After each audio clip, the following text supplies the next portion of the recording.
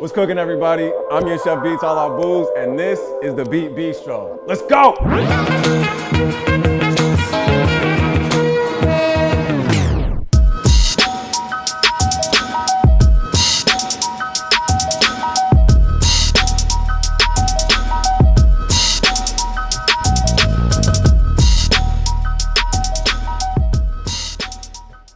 Welcome, everybody, to the season 2 finale of the Beat Bistro.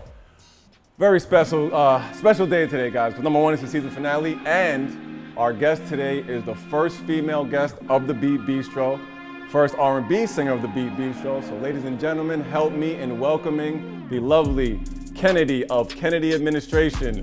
Hey, there it goes. Hey, have a seat. Get comfortable. Welcome. Hey, thanks. First lady of the Bistro, ladies and gentlemen, Kennedy of Kennedy Administration. Happy to have you here. I'm happy to be here, yo. Like, come on. This is big. This is a monumental moment right now. Wow. What do you think of the set? What do you think of? Beautiful. It feels really clean. It feels COVID safe. You know what I'm saying? The surfaces are clean. I saw Lysol earlier. I'm feeling safe. And there's food. Yes, safe, absolutely. Safe and food. Like safety and food. Come on. Safety and food. You can't go wrong. Music, food. Can't go wrong. It's a great time. There's a couple rules at the Beat Bistro. Okay. You have to come with your melodies, your voice, which I heard is beautiful. Depends on who's listening. Okay, I'm listening. And you also have to come here with an appetite. Well, I'm definitely hungry. She's hungry, ladies and gentlemen, so that's a go for me. So let's talk about the menu. What do we have on the menu today? We have a salad I'm going to start you off with. All right, we're being healthy. Kiwi, strawberries, little almonds, mixed greens, okay, pomegranate dressing. Sounds good? It sounds good. All right. Health conscious. Yeah. And then I got you a steak and cheese wrap. Nice. With steak fries. Oh. Yeah. Sounds good, I'm excited. I'm excited. Hungry. Now, I'm going to start prepping on your meal, but before I do that, I want you to tell your fans and everyone watching who Kennedy is and what the Kennedy administration is about, and I'm going to get prepping. Wow. That was like a great intro and stuff. Who am I? I'm the greatest little mocha ever. No, I'm kidding. I'm a flat-footed girl from Michigan. Shout out to the Midwest. You know what I'm saying? We out here. You know what I'm saying? Do I do? Just kidding. Wow. I mean, it shouldn't be a hard question, but yeah, I'm a singer, songwriter. I'm like a music junkie. Like I really love music. I really love performing. I'm really fortunate to have like an amazing effing band. Can I say that? They are amazing. I heard them. You did? You heard it already? It's amazing. Yay! Some great quality stuff. I'm so happy to have you here, honestly, because I heard your stuff, Shelly. Showed me your stuff, and I'm just like, this is excellent to have this guest here today. Well, I'm excited. Like it's really humbling when people like really enjoy your music, because like as an artist, you really take a chance, you know, being that vulnerable and also just putting yourself out there, you know, not like in the sense of necessarily vulnerability, but just like you're putting your neck out there. Yeah, so definitely. The fact that people enjoy it like yourself, I appreciate that. Yeah. But like, I am the president of the Kennedy administration. Now that's your band, your yes. So it's me and Andre J. Shout out to Andre J. over in the Czech Republic. Miss you, bro. But me and Andre J. Got the opportunity to perform at Groove, which is a legendary spot in New York City. Okay. And we did like our first show December 18th, 2013. Okay. That was your first show. Yeah, together. like as a unit, and we didn't think anyone was going to show up, and mad people showed up, Yeah. and then we kind of got a residency, and oh wow, that's dope. We had our own way of doing our like covers and stuff. So we started writing, and I'm fast forwarding through like a whole bunch of hiccups and fires and whatnot. But yeah, we put out an album in 2017. So the band consists of Andre J. Pivick, who also works with Gregory Porter and has done work with some other great artists. Okay. Nat Townsley, the Nat Townsley. Okay. One of the greatest drummers in the world. We have Shelton Gray on bass. We also have Jay White on bass. We have Jordan Peters, Philadelphia on the album. Wow. We have Paul Bolenbach on the album. We have Gregoire Moret on the album. We got Stephanie Fish on the album. Now, for all those who don't know who these people are, they're musicians. Yeah. But they're well known and respected in the industry. Definitely. We got Kyla Moshkovich on the album. We got Sly Fifth Avenue. We got Charles is on the album. I forget his last name. I don't want to ruin it, so I won't say his last name and embarrass myself. But he did string arrangements. We got Natalie. She's a string player. She actually worked with Beyonce. Wow. So she's on like the album. We had Lex Sadler. So it was a lot of like New York people that that joined us and helped us out in the album. But yeah, I'm a singer. I'm just like I'm a music, like I just really love wonderful music talent from what I've heard, ladies and gentlemen. And that's her album right there. If you didn't see, it's a wonderful piece of work. Thank you. Down to everything, the mixing, the vocals, the talk about the mix of it. It's beautiful, man. And you know, I'm a huge Michael Jackson fan that I've spoke about in the past on my episodes, and I definitely get off the wall vibes from that album. Like that funky, that disco, that soul, that means a lot. Makes you wanna dance, man. It makes you wanna groove. You know what I mean? That means a lot, cause like I mean, Off the Wall. Classic. It's such a classic. I mean, it came out before I was like even born. I think it was just like somebody had the album on when I was like a kid, and I loved it. But like Off the Wall, the energy that you feel from Michael Jackson, and just like the incredible production of Quincy Jones and Rod Temperton, and you know, having someone like a Greg Philliganes, you know, on keys and stuff. So it's like that album is just, it's phenomenal. So the fact that you like get that was vibe. the first song. I forgot the name of it, but it just on the album. Yeah. It's called It's Over Now. Yeah. Over Now. Yeah. It just has a bop that I'm like, yo, this is Michael Jackson. Like it just has that vibe. Like I'm in the car and I'm just grooving like how MJ step. You know what I mean? It's definitely some feel good music. So like, I mean, you could definitely hear that Michael Jackson was an inspiration, but like, is that what you grew up listening to? Is that, you know? Well, I'll have to say this. For that that song in particular, Jay White, who's in Nashville, he's a phenomenal artist too. Check him out, Jay White. Jay White and Nat were just grooving one night at the Groove. Okay. And it was groove. And so we would always have our phones out because like the moments and the magic was just you never gotta knew. Capture it, You never know when it's you know going what I'm saying? down. You had to go with the spirit. You know what I'm saying? The spirit was leading you. You push that record button. So we had Andre had a voice memo, and we were at his house working, and he just boom, boom, dum, dum. He just started playing that. He put that on from the okay, room. You know what I'm saying? So I was like, so he put it on a loop, and I was like, if it meant that much to you should have told me. And then this whole song just came about. Yeah, and then we got Farrah Boulay. She's amazing. Great MC and lyricist. And so, you know, she was the best friend, and you know, we gave it to her, and she came with hot fire. Yeah. And so it just got an all around like great feel, because there's like some parts where there's rapping, you know, like the spoken word type of rhythm thing, and it's like it just goes. It's just so great, and to hear that type of music nowadays is kind of rare, you know what I mean, with the new younger generation doing what they do. So like, talk about that, like hearing that musicianship, it's kind of rare to hear, you know what I mean, nowadays with popular music, you know what I mean, with some of the pop stuff that's going on. Yeah. Like, how do you feel about? We definitely took a risk, you know, because you have agents and people are like, oh, it sounds dated, or it sounds this, or, you know, we think you should do this instead of that. And when we first started, we just had an EP because we wanted to get booked outside of New York. Okay. So we're like, if we put an EP together, we had a booking agent in Europe who was really well known, and he was like, hey, you guys got some music, then we can book you guys and do more stuff. So we put the EP together, and we had on it, It's Over Now, a bossa nova called Don't Forget to Smile.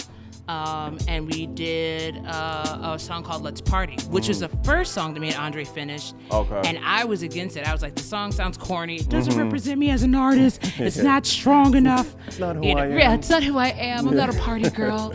You know, I'm really intellectual.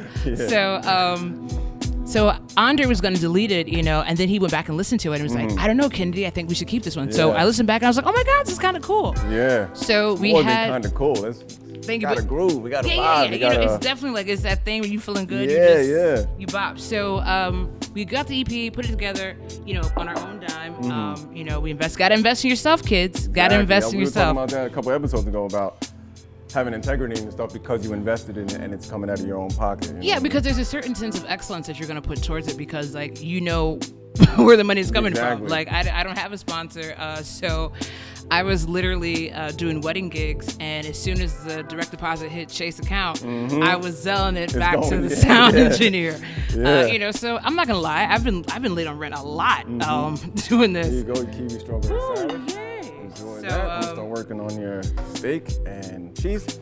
Well, go ahead, yeah. So yeah, it was the investment that was worth it, because we did a couple of photo shoots. That stuff didn't work. I finally got with Danica Pinston. Okay. Phenomenal. She did all of the artwork, all the photo work for us for the album. They're strong. They're strong. They're Get you somebody. Let me just say something for my people with pigmentation. Get you somebody that knows lights and colors and schemes. Don't be out here looking like, Gumby's cousin, because these pictures go everywhere. Yeah. And literally, having the chance to travel around the world, like my pictures have been next to Macy Gray and Dionne Warwick and the Goo Goo Dolls and BJ Chicago. You know what I'm saying? Legendary. Like the BJ Chicago kid, people that I've seen in Times Square on the big screen. So just get you somebody with a good couple of eyes, some legit lights. Yeah. So yeah, we spent the money, we invested in ourselves. And honestly, it was the ability as, I guess, a vocalist to not sing somebody else's song, which is so easy to do and get paid for, but it was to find my place and and what does my identity look like as far as on record. So we put out the EP. EP did really, really well. A record label came and was like, "Hey, you guys got a record?" And we're like, I shouldn't say this, but we lied. We're like, "Oh yeah, we got an album done. We're good. We're fine. It's fine." We literally got to work. Had to rob a church, doing a church service to get the money. Yeah. So I got a couple of payday loans. I'm kidding. I got some loans from my parents. Yeah. And so we won the album. We finished the album. Okay. And then we didn't hear from the record label for a few I feel like a month or something. And I was like, oh my God, I've sold my tickets to the kingdom for this album, but they called back all right, cool. And so it's definitely worth it. You gotta invest in yourself, and that's something we talk about a lot. You gotta do it yourself, man. And when those opportunities come, because they don't come all the time, you gotta jump on it and make the best of it. I agree with that, but I also believe too, you have to do it yourself, but there's a certain, I guess, expectation that should come with that. I feel like people are like, oh, I did it myself, so just take whatever it is. And it's no, if you don't know something, invest in yourself in the sense of go on Google, go to YouTube, do an internship, ask the questions. Everyone has a documentary or biography out. Go online and check this stuff out, or buy a book on Audible. Just become a sponge, because with that information, it allows you to make better decisions. If you're a vocalist, shut up and listen to the producer. You know what I'm saying? There are things you're not gonna hear. And to be honest with you, vocal edits, that's humbling. Yeah. That's humbling, bro. That's really humbling when they play back those vocals. Yeah, and if it's not where it needs to be. Oh wow, that was kind of pitchy. That was a little flat. Let me do that again. Yeah. But like you said, you got to take it upon yourself to learn what you don't know. You know what I mean? And in this day and age, with the age of information, it's kind of easy.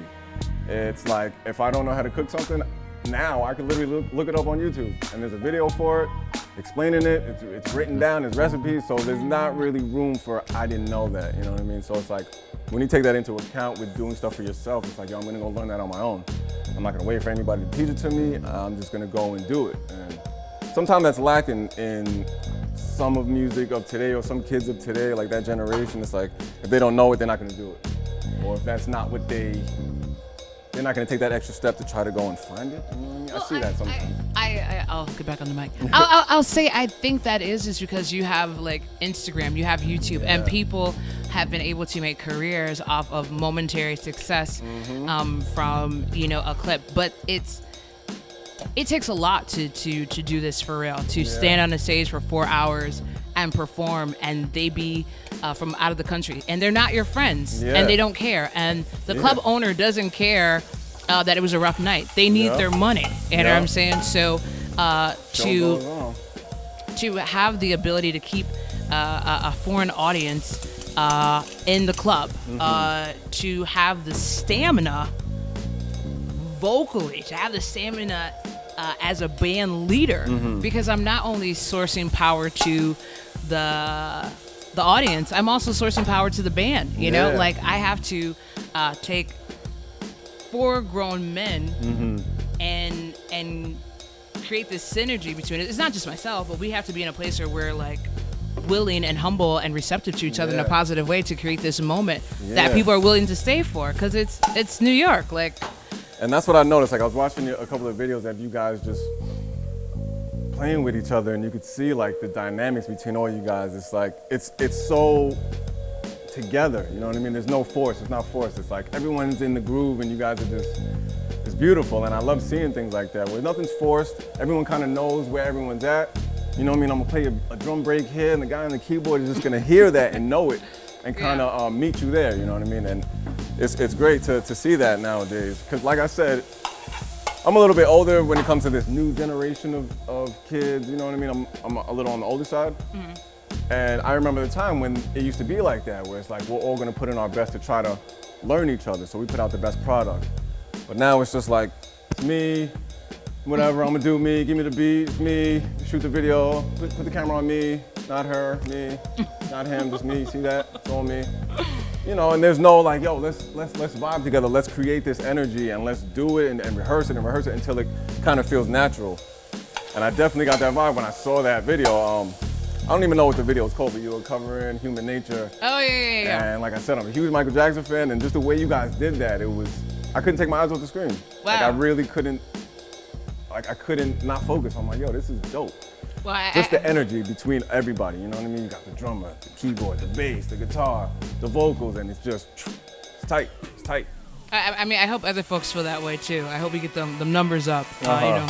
Trying to monetize this YouTube page. Yeah, and that's dope too. I like the hard copy of the album. Thank you. Because you don't really see that too much either. Everything's digital, everything's, you know, go stream my this, go stream that on this platform.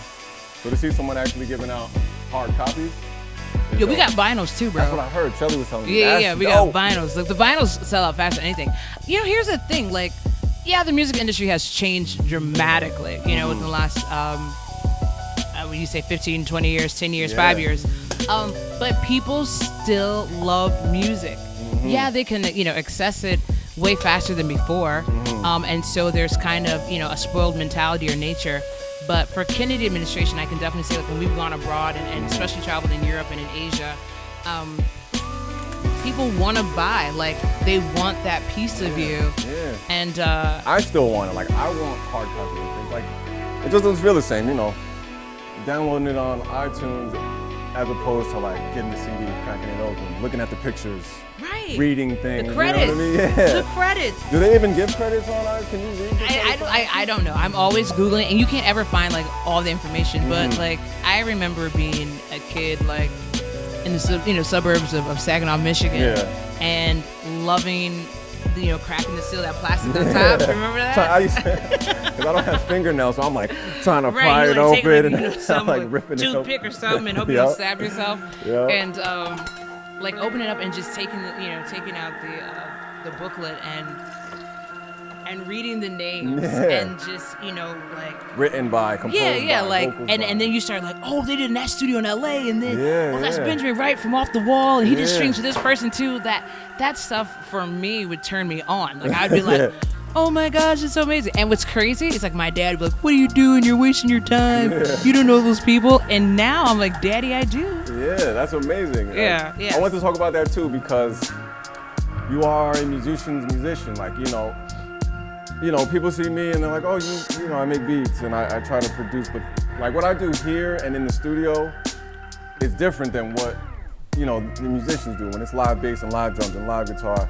So I wanted to talk about like the jam session, let's say, like the creative process, the difference between what it would be like with the MPC and like digital MIDI stuff, as opposed to like, you know, you're sitting down in the studio with the basses as you're kind of just finding the groove and you find it's like, oh, all right, what's wrong with that? And the keyboard comes in and, you know what I mean? It's like you could change it up as it's being formed, you know what I mean? Like you can kind of curate it and sculpt it as it's being made, where with this, you can do that too, but I feel like it's a different process, you know? Like I could load up live sounding drums in here, but just the process of it, as opposed to me sitting behind a drum set. And it's like, you know, let's go, Shells on bass, like let's get something. It's different than, yo, let's, you know what I mean? So like, how was that? Or have you had a certain situation where you're in the studio where it's just a weird type of thing, you know what I mean? Well, I'm gonna keep it a buck with you. Studio time, you know, it's expensive, so we don't go in there to play around. We're not wasting time in here. We're getting to work. Yeah, so when I go in the studio, it's usually like the stuff is already planned ahead of time. You know, we've already done a demo, mock vocals. Yeah, like a reference. Yeah, reference vocals and all that stuff. I will say that the live experience is a unique experience because it's, when you're with other people, it's not your energy. Yeah. You're a conduit of the Spirit of God, and at least that's what we hope you're doing. We hope it's the Spirit of God. But you're really being, I guess, vulnerable to somebody else's energy. Yeah. Like if the drummer behind me is having a bad day, I feel that. Yeah. You know what I'm saying? The bass player is like not locking in with the drummer. I feel that. The keyboard player is like, if his runs ain't there, it's not that I hear it, like obviously you hear it, but you feel that. Yeah. So I think the live experience is different because it's like you're so susceptible or so vulnerable to the moment. And then it's also, I guess, your performance maturity because feedback happens. Yeah. You could fall and the apart way you on handle that. it. The sound man could be a failure. You know what I'm saying? There's so many elements to the live performance as opposed to maybe with an NPC where it's like it's a controlled environment. Yeah. So I feel like the live experience it lessens your control. Yeah, and it's a little more to kind of comprehend because, like you said, you're dealing with other people where it's like if he's having a bad day, it's either gonna rub off on you or you're gonna have to deal with it. So it's like you said, this is controlled. It could just be me and Shells in that. And if I'm having a bad day, it doesn't matter because these drums are getting played with the touch of a play button as opposed to like, I got to do this, right? And I don't want, you know what I mean? Like I don't want to be doing this. And I think it's also too, and this is just my experience. I think because I am so sensitive to the boys, to my babies, and I didn't name everybody's name. Let me say that before they see this and interview my tell. So it's Andre J on keys, Nat Townsley on drums, Shelton Gray on bass, and Dan Munez on guitar. And we have Dennis McCullough on sound. What up, Dennis? Love you. So it's not just me. Yeah. Like for me, I go to jam sessions, especially like in New York. I've been like proud to hang out and do like stuff like Freestyle Mondays with No Spoken, and do stuff like The Lesson with Gente Kaijo. When we were at Bamboo and also at Arlene's Grocery. And then Ray Angry, a great friend of mine, love him, got to work with him a bunch of times. He has a jam session called Ray Angry and the Goldfinger Council down at New Blue. So in those environments, you're with some of the best musicians in the world that come through and just want to jam because, they might be having a day off from tour or whatever, they're recording in the city. And it's just creating, but also creating a space that allows someone else to create. And oftentimes in the jam sessions, I see a lot of singers who don't know how to shut up. Okay. You know what I'm saying? It's like, all right, you did verse, you did chorus, you did verse, you did chorus twice, you did a little bridge. It's like, hey, let it breathe. And I also feel like that's a musical maturity, it's a spiritual maturity, and it's also too, and I might get stoned for saying this, we're in a time and climate where everybody's successful on Instagram and YouTube, and they got 15,000 views, and P. Diddy shouted them out and reposted, and it's like, that's great, but you gotta there's nobody checking people now. Like there's nobody saying like, yo bro, you suck.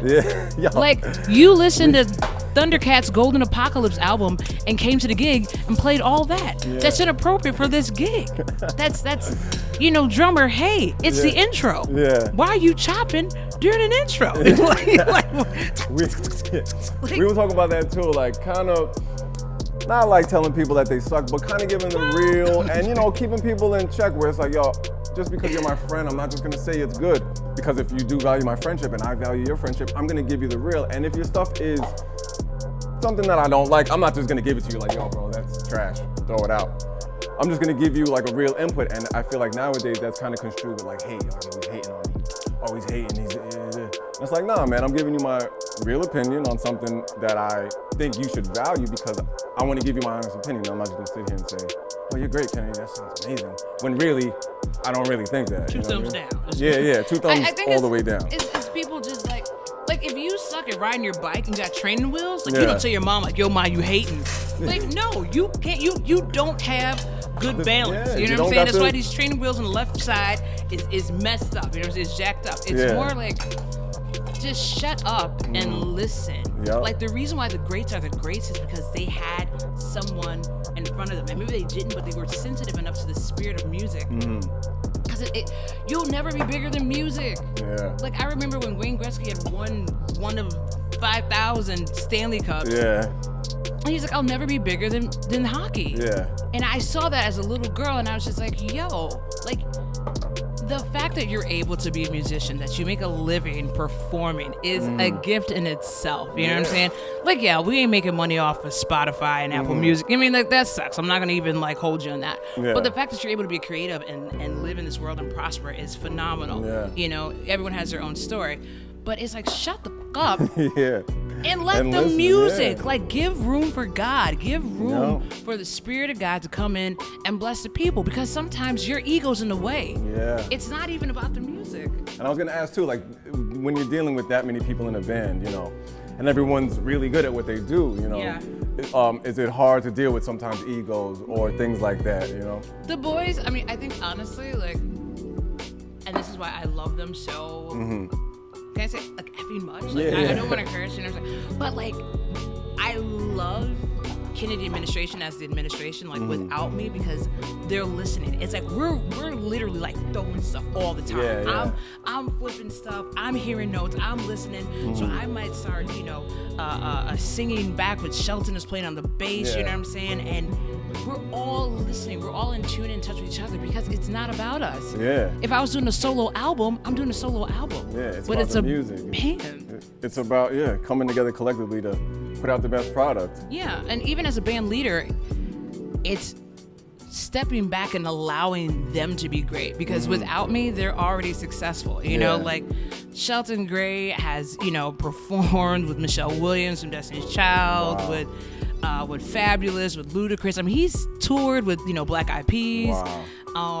You know, Nat Townsley's played with Stevie Wonder. I mean, like, hit like legends. Like, Nat is playing drums on, like, Mariah Carey's, like, I believe, Butterfly album. You know what I'm saying? Like, one of her, like, top.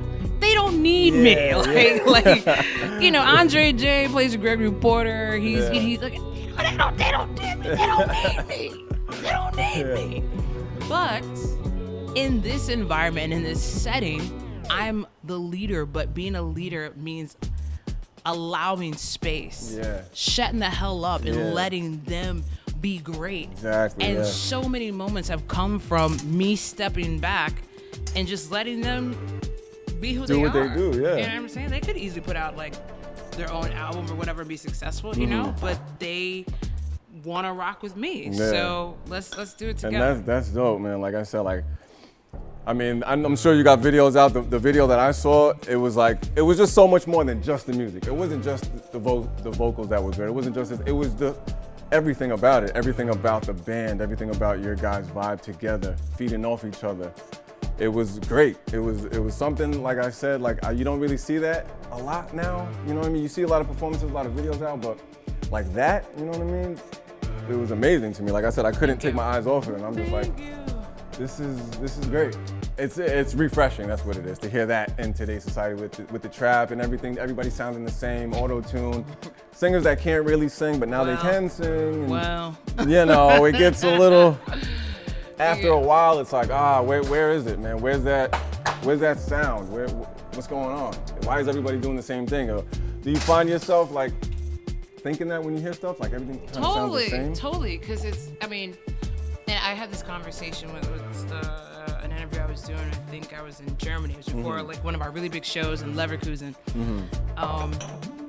But Stevie Wonder, Earth, Wind & Fire, Donny Hathaway were all out at the same time. Yeah. And they all had their own identity. That's exactly. You know, Aretha Franklin, Gladys Knight, and Shaka Khan were all selling out. Yeah. You know what I'm saying? Like, it wasn't like, oh, Aretha out here, so we can't, she don't, oh man, the game is, no. Like, they had their messed up, baby. You know what I'm saying? Like, they were still out here grinding. You had, you have all these jazz artists. You had like, you got Diz Gillespie. You got, you got Bird out here. You have all these amazing people who have their own identity, their own sound, and everyone is still eating and successful. I feel like now people are so quick to say, oh, that works for you? I'm gonna put it on too. Yeah, I'm gonna do it. And I'm like, and the reality is like we all have different body types. Yeah, it's not gonna work. Like if I put on a size 6 shirt, I'm a little crazy right now. You know what I'm saying? Like, I'm not gonna do that to these people. I'm not gonna do it to myself. Yeah, people are using like the same remedy, thinking that it'll work for them, and I'm like. And that's not music. Yeah, I could see why you would think that and why it's like, oh, it works for him. I could do that. I look like him. Oh, yeah. But like you said, everyone's not the same and it's not going to work for everybody. What works for you is not going to work for me. It's not going to work for him. Yeah. What I like to eat, whether it's great or not, you might not like it. Or how popular it is, he's not going to like it. So we can't just say, oh, it worked for that kid. Watch this. And that's what I hear now. It's like, like you said with the rappers, or, everybody was out at the same time. It was like you had Jay-Z, you had DMX, you had Nas, you had Ludacris, all at the same time, selling millions, selling out. And everyone sounded different. Everyone sounded different. And even if they were getting production from the same producers, it was different. You know what I mean? Kanye makes something for Hov, then makes something for Nas. It's Kanye, but make something with John Legend. Yeah, it's different. And I feel like, I don't know what happened, but that's not the case anymore. It's like everyone, like you said, they're using the same remedies for thinking it's gonna work for them, and you just wind up just sounding like everybody else. And before you know it, you're in the game real quick, and then you're out because you couldn't follow up with what you had going on, or you just did that real quick. Oh, drill is popping now. All right, let me get a drill beat. But then you have nothing to follow after that. So you're hot for that moment, and then when that goes away, you just kind of wash away. But like with you guys, with the musicianship, and that's why like I work with Shelly, because he brings that to what I got going on, like that musicianship, that ear, that vibe where it's not just a loop, it's not just cut up sample. Now it's like live stuff where he keeps it going with the bass. You know what I mean? He'll bring the keys in, and it'll keep the track moving as opposed to just 4-bar loop, 8-bar loop, things like that. Yeah. So that's why the connection that we have, I kind of, I like working with him. And when I suggested, I'm like, yo, I need a singer, man. Like, I need someone who brings it, who has it. And he was like, Kennedy. So he showed me videos, he showed me music, and I'm like, let's do it. Let's do it. You know what I'm saying? So with that, and he also told me, he's like, Kennedy is a great improv artist. Here, let me wrap up your rap. Really? That's what he told Steak you? And chicken rap. Do you believe steak and cheese. Yeah, I kind of do, because he never steers me wrong. I believe, if he tells me something about an artist or this and that, I believe him. Because like I said, I've watched Shelly, I've known Shelly for a while. She was like a younger kid and always walking around with the bass and doing his music thing. So I'm like, and you could tell when someone takes it seriously. Steak and cheese wrap. Bam! I'm just gonna add your steak fries. Oh my God. But yeah, he's always been about that, and I've known him, always doing gigs and always on that side of production, live on stage, 4-hour shows, 3-hour shows, and to see that commitment from someone so young, I knew it, but I knew when he got to, progressed and got older that he was gonna be serious. So that's why I was kind of like, do you, man? You're good. What you got going on is something crazy, and so we just linked up, and it just kind of works magically. There you go, steak and cheese wrap with some steak fries. Can I take a picture? Is that cool? Instagram that. I know we're, what I'm saying, it's live. I would be remiss not to do that.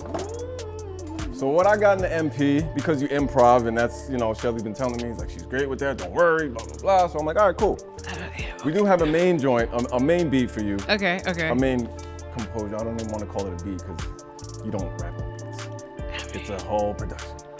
So I got a couple things I want to show you. Bars. I might be able to spit some bars. Spit some bars. And if you're up for it, I'm down with the improv. All right. Before we get to like the main joint. Okay. Yeah? All right, cool. I'll show you what I have in here. My man Shelly is always ready.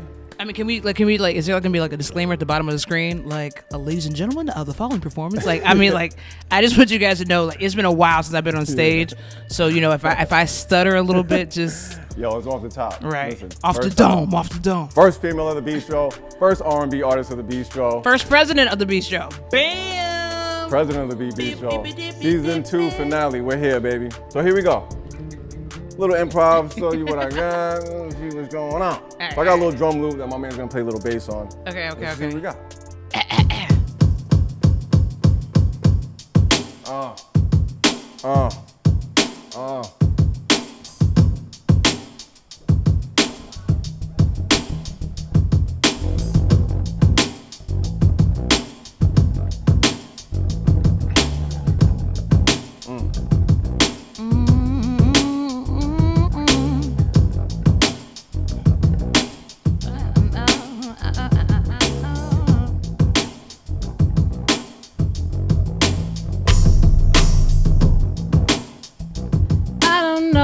What you need, but I got it, babe. But I got it, baby. I don't know what you need, but I got it, baby. But I got it, baby. I got a steak wrap with steak fries. Eating all this food gon' give me thicker thighs. But it's alright, it's alright.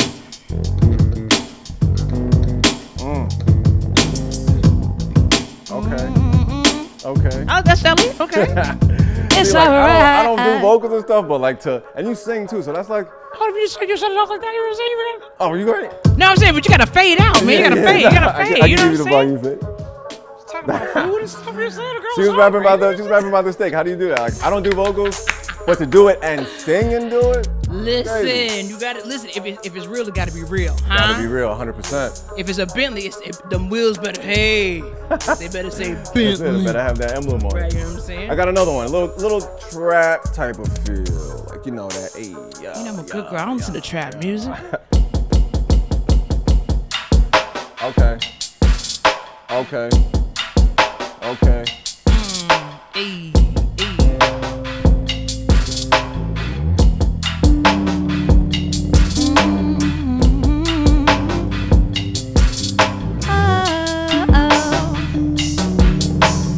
I don't need to tell you what I feel. Don't feel good. I ain't gotta tell you how it looks. It don't look good. 7 whole nights waiting for you to do right by me. I got tears, but more so it's this fear inside of me that won't let go. Even though you walked out that door,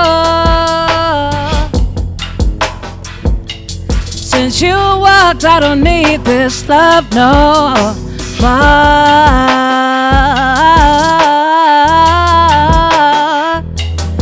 I don't need it, no. I don't need it no more. I don't need it no more. Baby, since you walked out of the door.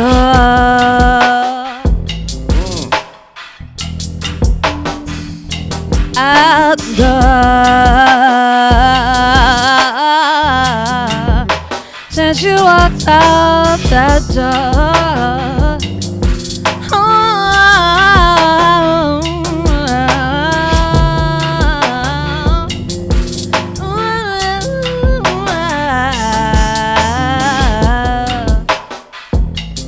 Ladies and gentlemen, that's amazing. Hey. Kennedy administration on the Improv. That felt good. Yeah, that was nice. That was good. Placement. Hold on.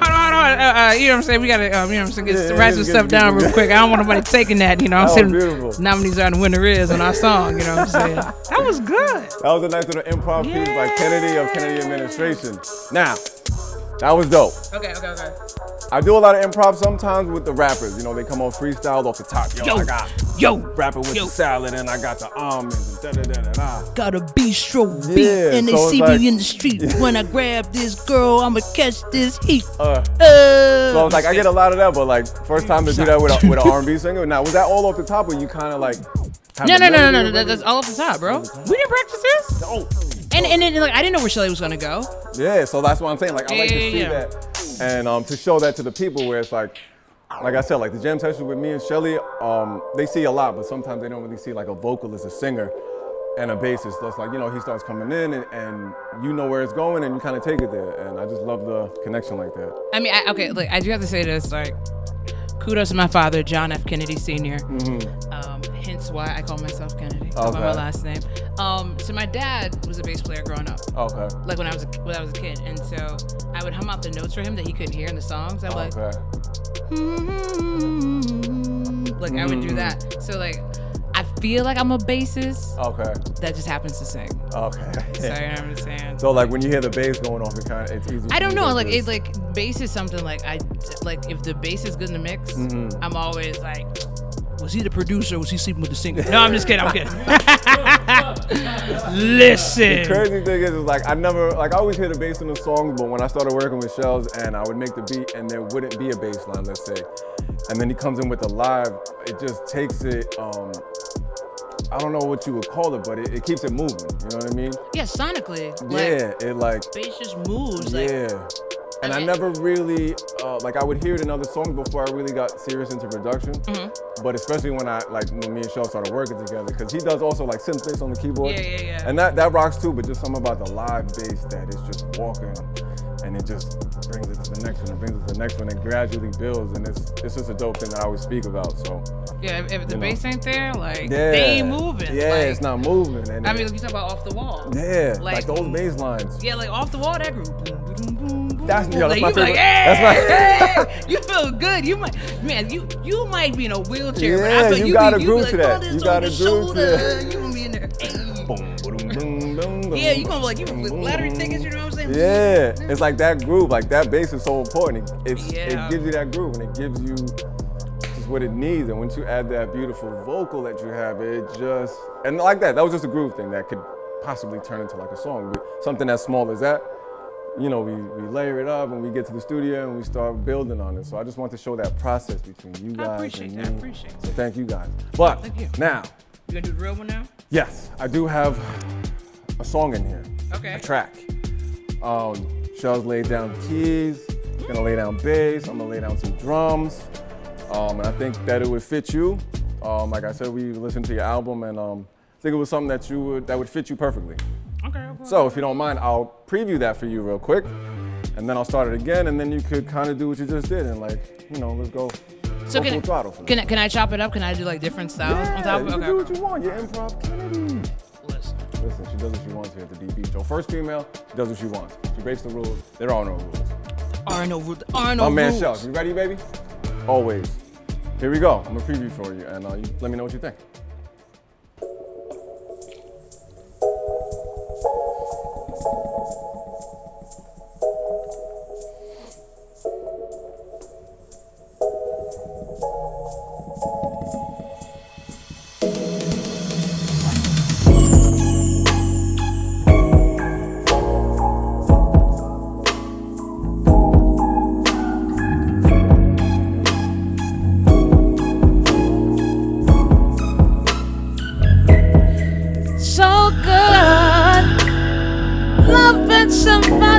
Somebody loves you back, babe.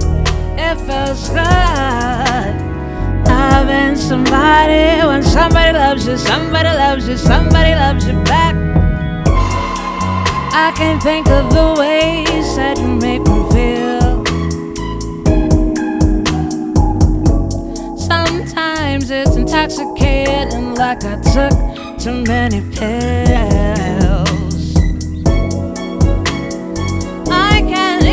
What life would be without you by my side.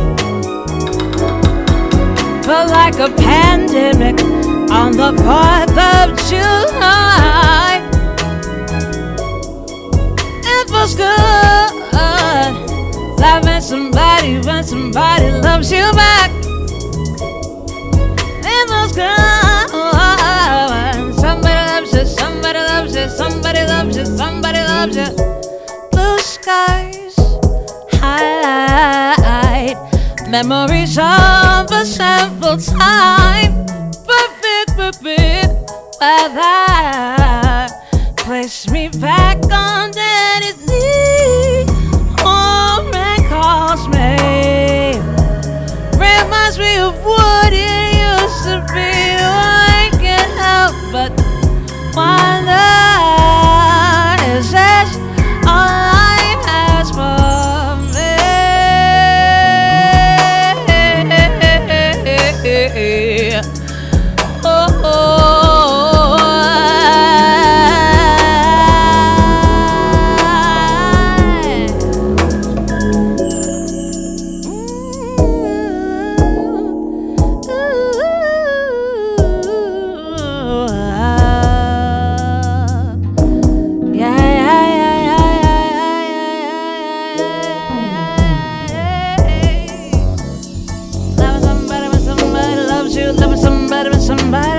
Back.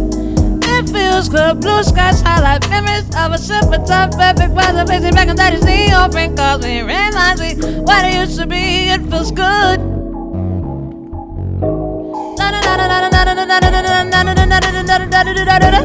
It feels good.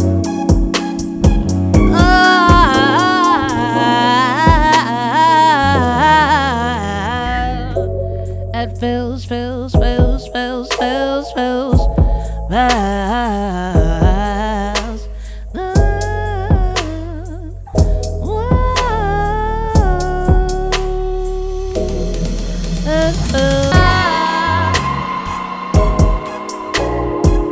Fire. It feels good. Loving somebody when somebody loves you back. Ladies and gentlemen,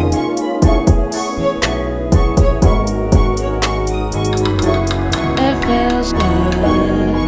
So give it up. First female of the Beat Bistro, Kennedy of Kennedy Administration. I thank you so much for coming up to the Beat Bistro. You killed it. Thank you. Shows to God. I'm Beats a la Booze. This is the season finale of season 2. I just want to give a couple thank yous. First and foremost, thank you to God. Without him, we wouldn't be here to do this for you guys. Secondly, I'd like to thank Kings Park Studios and my man Alex behind the camera. Great job. I'd like to thank my man Shows to God for holding us down for season 2. And again, special thank you to Kennedy Administration. Go get her album on iTunes now, Kennedy Administration. And check out that one too. Great music. DYK, y'all. DYK. I wrote that album. I helped write that album. You wrote this. This is the album currently out now. I appreciate you guys for tuning in. We'll see you guys soon with season 3 in a couple weeks. Thank you. See you soon, guys.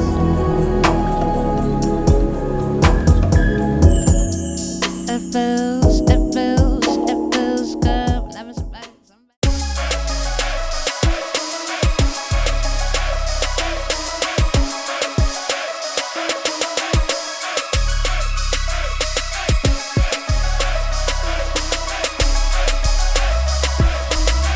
Ladies and gentlemen, season 2 finale of the Beat Bistro is brought to you by Team Bone 7594. Check them out.